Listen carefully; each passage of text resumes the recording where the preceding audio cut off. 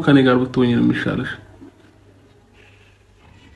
ጋሼንም እንደዚህ አላድክመው። አንደኛ ስራ ትቶ ነው እዚህ የመጣው። ብዙ ስራ አለበት ህይወቱ።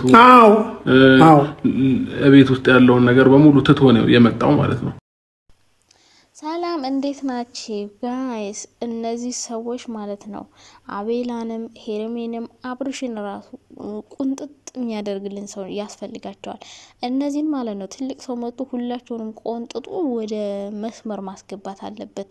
የአብርሽ አባት መምጣት አለበት ወይ የሩታስ ምን ማድረግ አይችሉም።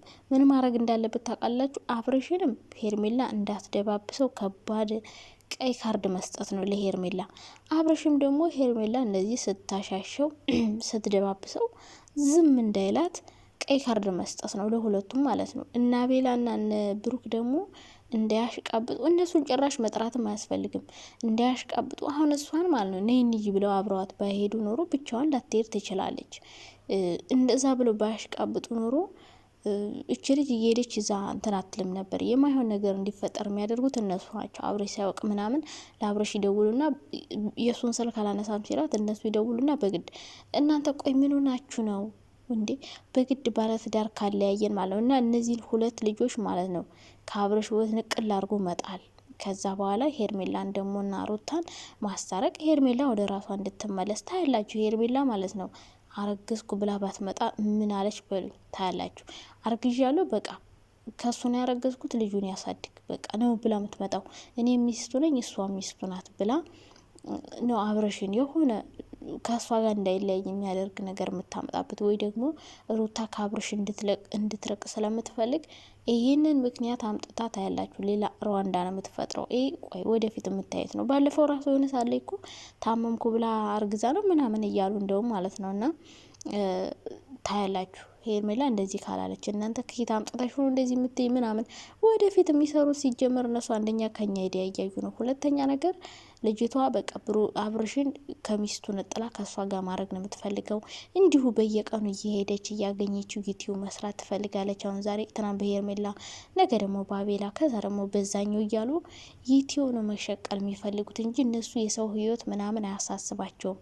የሱ ህይወት አሁን ሄርሚ አብርሽዬ እኔ ያለሁልሽ ሲከፋ ደውልልኝ፣ እውነቷን አይምሰላችሁ ለዩቲዩብ መሸቀያ ብላ ነው እንጂ ለአብርሽ አስባለት ሲከፋለት ደርስለት ምናምን አይደለም። ሶ እነዚህን ሁሉን ሰብስቦ የሆነ ሰዓት ታስታውዛላችሁ አይደል? አብርሽና ሩታ በጣም ከባድ ጠብ ተጣልተው አንታረቅም ብለው ምናምን ከዛ በኋላ ጋሽዬ መጥቶ ነበር። ነዳኒ ነሜሪ ሁሉ ሜሪ አብርሽ እንዴት እንደምትሰድበው ታስታውስ። በጣም ክብሩን አውርዳ ምናምን የሌለ የስድብ ናዳ ነበር የምታወርድበትና እነሱን ሁሉ አምጥቶ ካስታረቃቸው በኋላ ሙሉ በሙሉ ከነሱ ህይወት ነበረ እንዲወጡ የተደረገው። ከዛ በኋላ እና አብርሽም ከዛ ህይወት ርቀው እንደገና ይህን ልጅ ለመውለድ የበቁት ወልደውም ምንም ሰላም አላገኙም። ከዛ በኋላም በህይወታቸው ብዙ ሰዎችን ማስገባት ደግሞ ጀመሩ አብርሽ ማለት ነው። ድጋሚ ከበፊቱ ስህተቱ አልተማረም። ያ በሩታ ሆነ።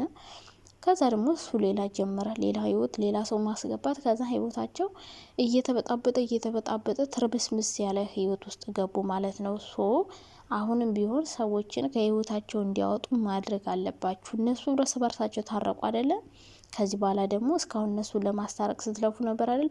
ከዚህ በኋላ ደግሞ እነዚህ በህይወታቸው ሚል ከሰከሱትና ቤላ ይህ ወጣቶቹ ስራ ፈት ማለት ነው። እናንተ ለምንድን ነው በአንድ ላይ ሆናችሁ ሌላ አይዲያ ፈጥራችሁ ምናምን ማትሰሩት? የምር እየሄዳችሁ ቤታቸው ማጣላት ጥሩ ነገር እኮ የሚሰሩ አሉ። አሁን ለምሳሌ ፈረንጁና ቢኒን እዩዋቸው። እነሱ ጥሩ ሀሳብ ነው የሚሰሩት። በቃ እቺ ሄርሚ ከህይወታቸው እንድትወጣ ከአብረሽ ጋር እና ሩታ አብረው እንዲቀጥሉ ምናምን እንደዚህ አይነት ሀሳብ ነው። እንደዚህም እኮ መስራት ትችላላችሁ። የግድ ማጣላት እኮ የለባችሁም። የግድ ጥላቻ ላይ ሆናችሁ መስራት የሚያስታርቅ ሀሳብ እያመጣችሁ እያስታርቃችሁ አብረው እንዲቀጥሉ አዛ ተመልካች ይወዳችኋል። በቃ ብዙ ነገር አለው። በጥሩ ሳይድ ራሱ ብትሰሩ ዩቲዩብ ማለት ነው። ሰላም እንዴት ናችሁ? ደህና ናችሁ? አለው እግዚአብሔር ይመስገን በጣም ደህና ነኝ። ለዚህ ቻናል አዲስ ከሆናችሁ ደግሞ ላይክ፣ ሼር፣ ሰብስክራይብ አድርጉ። ሀሳብ አስተያየት ካላችሁ በኮሜንት እንድታስቀምጡልኝ ይፈልጋለሁ። እንግዲህ አብርሽና ሩታ ታረቅን ብለው ሰላም ፈጥረዋል።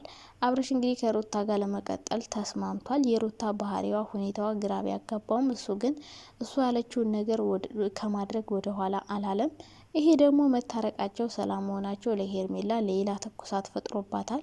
በጣም ተናዳለች። በጣም ሌላ ነገር ውስጥ ነው የገባቸው። ሄርሜላና እንግዲህ የአብርሽ ጓደኞች ሩሙ ድረስ ሄደው ነው እንግዲህ ከሩታ ጋር ለምን ሆንክ እንኳን ደስ አለህ ይባላል እንጂ ሰው እንዴት ነው ለምን አብረህ ሆንክ ተብሎ ና እንትን በል የሚባለው?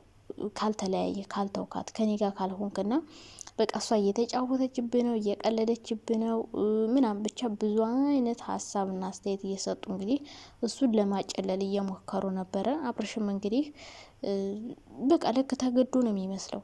ተገዶ ከእሷ ጋር የሆነ እንዳስገደደችው የሆነ ነገር እንዳደረገችው እንደው የታመመ ለመምሰልም እየሞከረ ነው።